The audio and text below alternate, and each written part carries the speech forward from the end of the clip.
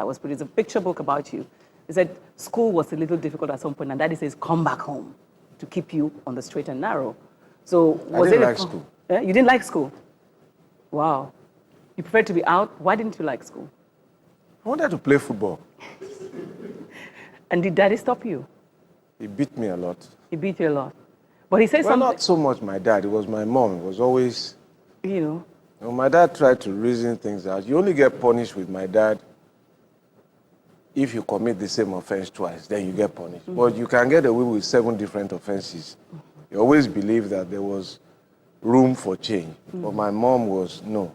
The hardliner, the hard one. Perhaps I understand it. Raising us alone, it was going to be her fault if we didn't turn out well. So I think you're special because you could have been born in London, right? But mom came back home.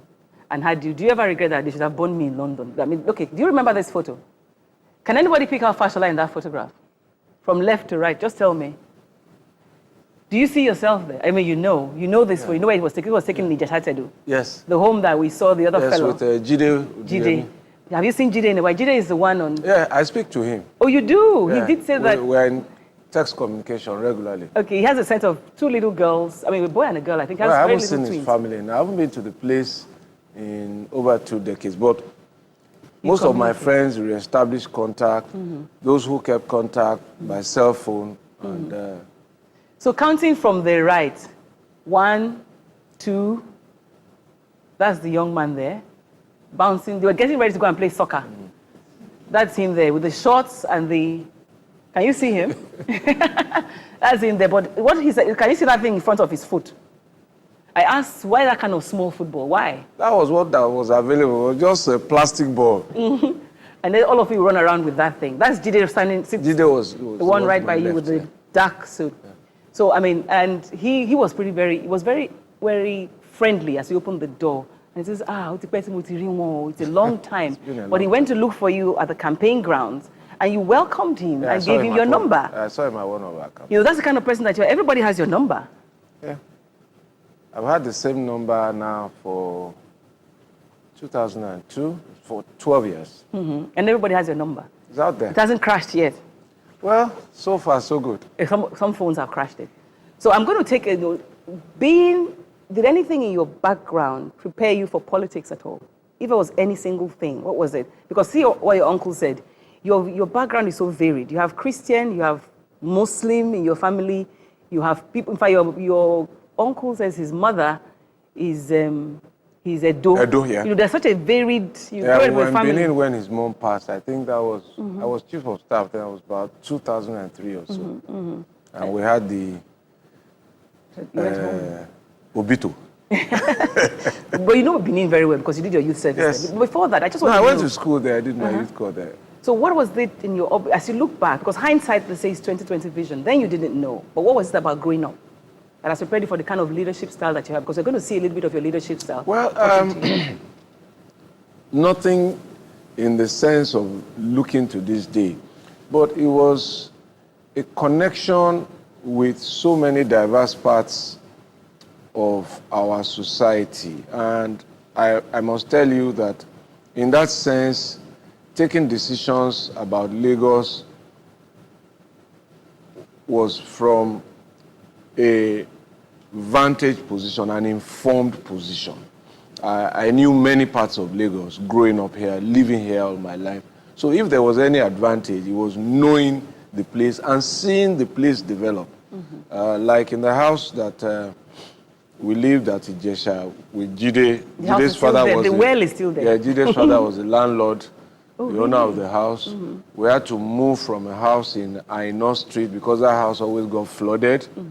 We have pictures of that. So you do? Yes, we do. We went to Aino Street and we saw one fellow who has a message for you in Aino Street. Okay. He's living in the same place. So we also went to, so where you live as the lawyer the first time. Okay, that's Rosongo. Rosongo. We also went to Rosongo. In fact, the young girl there is planning to begin to collect money from people to say, this is Fashola's room. The person lives in your room. Amazing.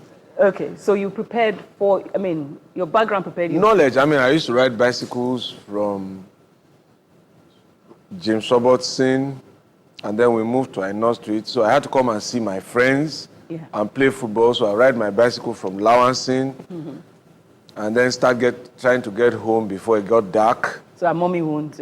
Well, I always got home after dark anyway. So it was like trying to avoid being run down by Danfo bosses who would not see me or something. So,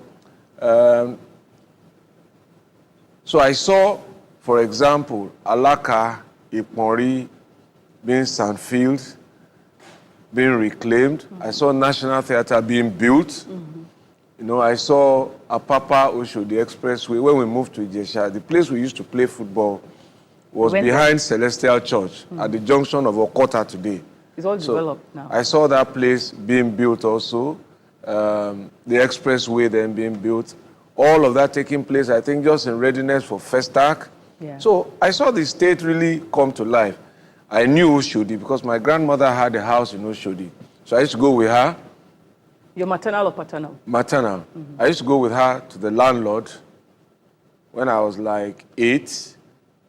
I mean, to the caretaker, the lawyer. So, and they always squabbled over deductions. The lawyer always took a commission.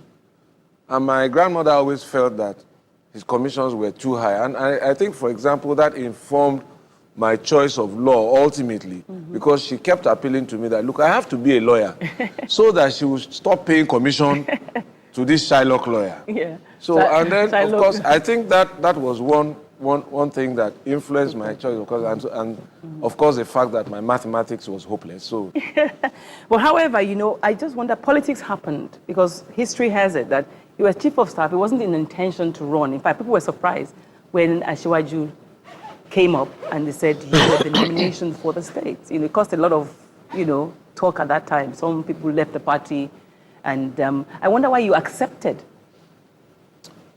First of all, not just politics, government in itself was a total unplanned adventure.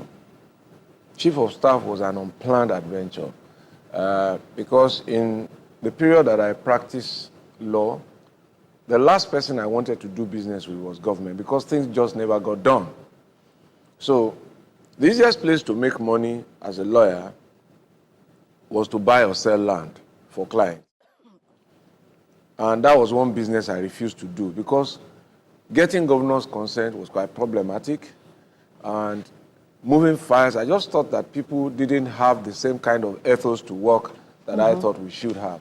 So as an employee, I remember I told my employers that I will do everything in this office, but I won't go to government office. So it's either you fire me or you allow me to work on my own terms. They were very indulgent. They allowed me. So if we needed anything to be done in government, we sent somebody.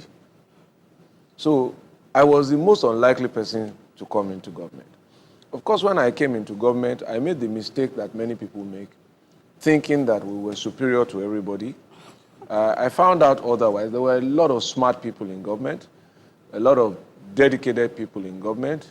If you motivate them sufficiently, government has the capacity to perform almost anything if the environment and the team is right. Of course, it can always use a lot of more resourceful, imaginative people. And that's what's happening now. A lot of people are leaving private sector to come and join us because they see that it can work. But, so, politics, why did I accept? Well, for me, this was a governor who had come. As I describe it, he had set Lagos on a course. I used to tell him that you redirected this ship. It's now ready to set sail, but it doesn't have a driver. At that point, you know he was going to pick you as driver? No. I mean, he confided a lot in me, and perhaps that was why there was a lot of raucous at the time. They thought we had it all planned. But, so it was like, okay, you know what? You helped to build this team. I think this government has done well. When he writes his memoirs, we will write our own notes and say we were part of it. That was my claim to fame, and I was ready to go. Because I felt that he had acquitted himself well, given where we were in 1999. I will believe you. Do you know why? Yeah. Because I went to your house at Kennel Street, and I was told I was from Kennel. You lived as chief of staff in Kennel Street in your own home Yeah. all through, because that meant you had no intention of going further. So it was from Kennel Street went to State House. Yeah. When the discussion started, and that's a long story. So why did you accept? Yeah, why I accepted was, you have complained all your life. This is an opportunity for you to demonstrate that it can work. Were you scared? Out of my wits. Okay, you know what? I'm going to go back. I'm still scared. You're still...